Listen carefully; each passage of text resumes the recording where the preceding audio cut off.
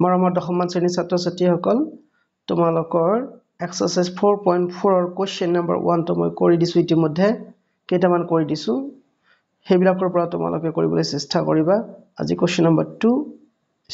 দিছো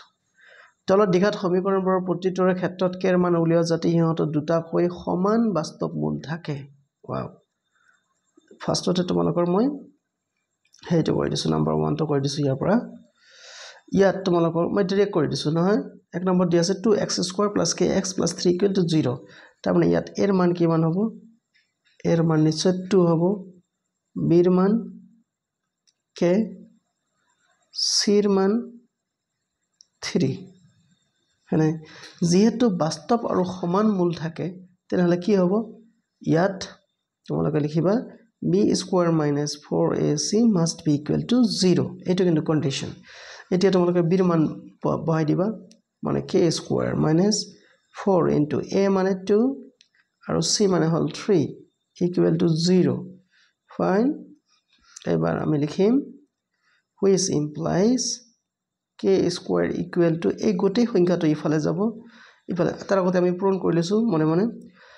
2 3 গুণ 6 আৰু 4 6 গুণ 24 তানে ইফালে গৈ 24 হৈ গল প্লাস 24 ফাইন আকৌ এবাৰ চাই দিছো 2 3 2 3 6 6 4 6 4 24 is okay k² equal to 8 hall which again implies আমাৰ k ৰ মান উলিয়াব লাগে k is equal to plus minus root over 24 যেতিয়া তোমালোকে স্কয়াৰ ৰুট কৰিবা প্লাস মাইনাস দিবাই লাগিব এটা মনত ৰাখিবা equal to plus minus এই root 24 ক আমি কি লিখিব পাৰো 4 6 4 into 6 লিখিব পাৰো 4 into 6 তেনেহলে 4 ক যদি তোমালোকে বাহিৰত লৈ আহা এটা প্লাস মাইনাস কিমান হ'ব 2 root 6 নহয় নে এটা তোমালোকৰ আনসাৰ হৈ গল ফাইন নেক্সট আৰু কি কৰিব আছে ৰবা মই কৈ দিছো তোমালোকৰ 2 নম্বৰটো সহজ আছে মই ইয়াৰ পৰা তিনটাহে কৈ দিম মাথো 3 নম্বৰটো তোমালোকে চোৱা অলপ টান টান যেন লাগিছে হেতু আমি কৈ দিছো ৰবা ইয়াত কি আছে তোমালোকৰ x² - k + 4 - 2k মই লিখি দিছো ৰবা যদি কনফিউজ নহয় তোমালোকে সমীকৰণ দি আছে x² - কি আছে x² - k + 4 whole x k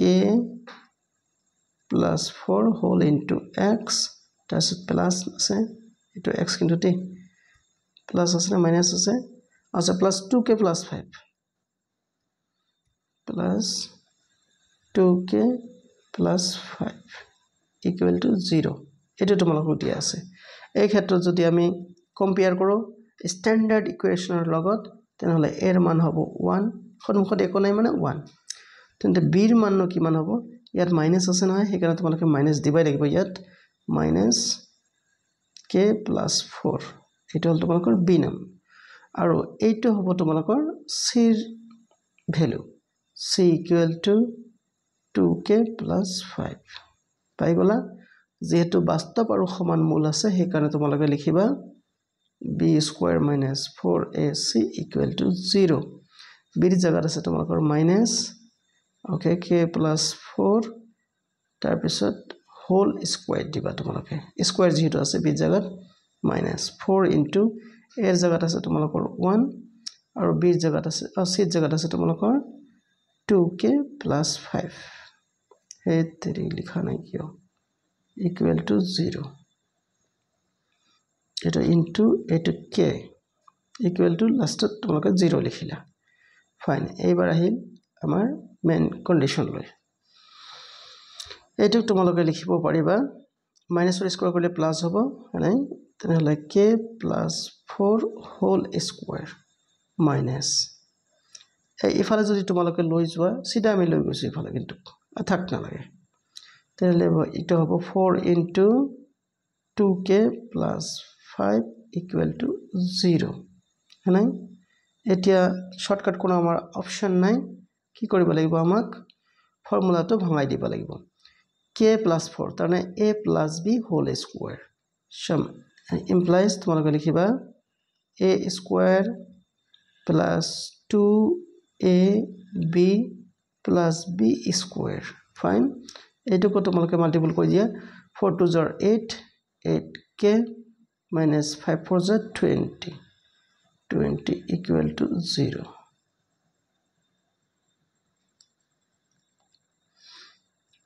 which again implies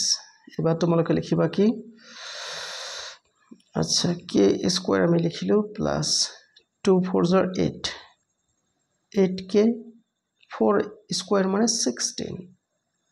16 লিখিলা minus 8k minus 20 equal to 0 fine এবাৰ আমাৰ কি হল implies ইয়াত তোমালোকে কাটি দিবা plus 8k minus 8k হ্যাঁ তাহলে আমি লিখিম এবাৰ k square equal to ইফালে তোমালোকে লক্ষ্য কৰিছা plus 16 minus 20 তাৰমানে হল আমাৰ minus 4 ইফালে গলে তোমালোকৰ হ'ব plus 4 fine এবাৰ তোমালোকে লিখিবা which implies k is equal to plus minus root 4 root 4 গলে কিমান হ'ব 2 হ'ব নিশ্চয় তোমালোকে জানা এটা হ'ব 2 এই आंसर আৰু এটা মই কৰি দিছো ধামধুম আৰু লাষ্টলি তোমালোকৰ কোৱেশ্চন নম্বৰ 6 টো মই কৰি দিছো কোৱেশ্চন নম্বৰ 6 টো মই ইয়াতে বুজাই দিছো তোমালোকৰ অলপ চাবা মই বহলাই লিখিছো ইয়াত তোমালোকে চাবা আমাৰ a এৰ ভ্যালু হল k - 12 b এৰ ভ্যালু হল তোমালোকৰ 2 * k - 12 আৰু c এৰ ভ্যালু হল 1 এটো বুজিলা তেনহলে আমি এখানে লিখি লও ৰবা আমি কেনেকৈ লিখিম আচ্ছা ৰবা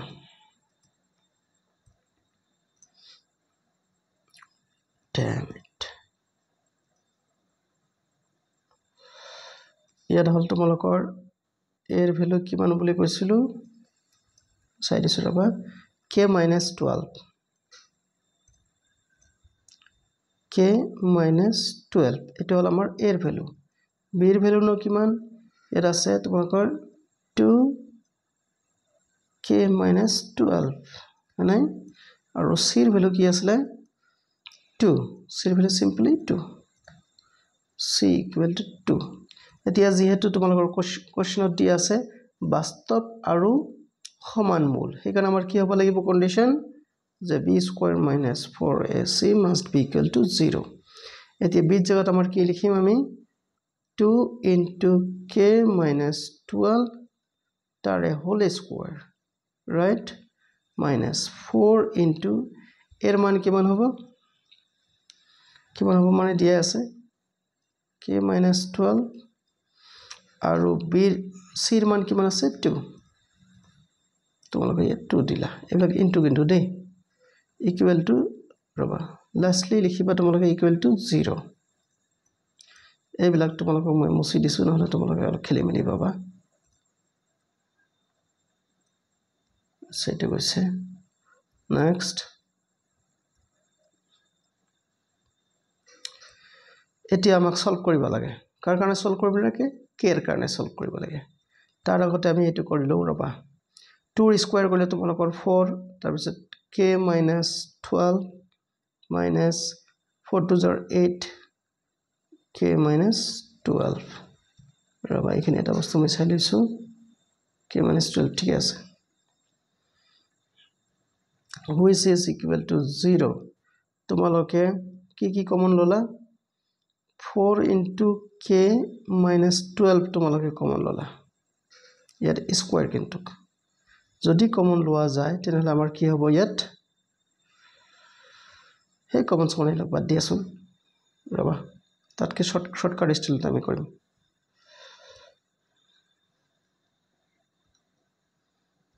শৰ্টকাট স্টাইল কৰিলে ভাল হ'ব which implies তোমালোকে লিখিলা 4 এটা 4 into k minus 12 square equal to এটা ইফালে লৈ গলে তোমালোকৰ থাকিব k into 8 into k minus 12 মানে ইয়াৰ লক্ষ্য কৰিছে তোমালোকে যে k minus 12 আছে আৰু k minus 12 square আছে মানে স্কয়ার কাটি দিলা 4 দি তোমালোকে কাটিলা 4 2 are 8 মানে তেনেহলে আমাৰ ইয়াত থাকিল কি লাষ্টলি লাষ্টলি আমাৰ থাকিল k minus 12 is equal to 2, which again implies k equal to 12 ইফালে গলে প্লাস হ'ব 2 plus 12 is equal to 14.